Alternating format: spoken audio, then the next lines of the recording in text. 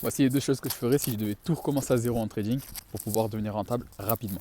La première des choses, c'est que je trouverai une stratégie qui me convient bien et je resterai sur celle-ci. L'erreur que j'ai fait à mes tout débuts, c'est que j'ai essayé 800 milliards de stratégies et le problème, c'est que j'avais jamais assez de temps pour savoir si elle était rentable ou pas, puisque je testais une stratégie, au bout d'une semaine, je retestais une autre, puis après une semaine après, je retestais une autre, etc., etc.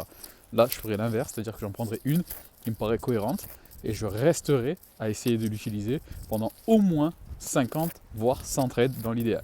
Et la deuxième chose, et qui pour moi reste la plus importante, c'est qu'une fois que tu as trouvé la stratégie qui te convient et que tu vois qu'elle est rentable, etc., des stratégies, il y en a plein sur YouTube, tu peux trouver des mentors, des formateurs, etc. Donc on va passer ce sujet rapidement.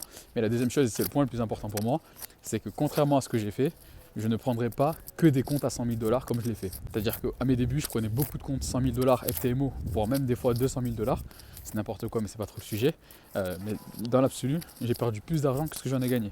Je m'explique. Si j'avais pris aujourd'hui, avec le recul, plusieurs comptes, par exemple à 10 000 $, eh bien j'aurais été bien plus rentable que ce que j'ai fait auparavant. Je vais donner un exemple chiffré. Un compte FTMO 100 000 $, ça équivaut à 540 €.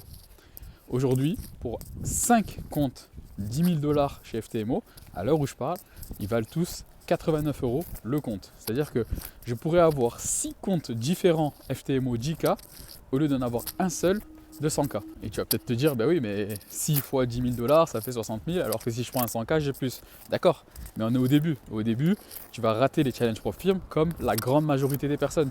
Autant te laisser 6 chances différentes de pouvoir les réussir.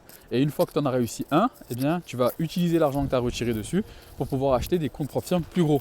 Et là, ça change absolument tout. Parce que n'oublie pas une chose, c'est que dans cette affaire, tu as une stratégie qui est rentable. Ça, c'était le point numéro 1, on n'oublie pas. Donc si ta stratégie est rentable, sur 6 challenges, tu vas au moins en réussir un, si c'est pas deux, tu vois. Et au moment où tu as réussi justement ces challenges-là, c'est là où tu commences à scaler, et pas l'inverse. Moi, à mes débuts, je me disais, oui, c'est bon, je prends des 100 000 $, parce qu'on dit tout le temps, tu n'es plus qu'à 100 000 $ de changer ta vie, tu vas valider un challenge pro firme, 100 000 $, tu vas faire des payouts de 5%, ça va faire 5 000 $ par mois. Ouais, d'accord, ça c'est la théorie.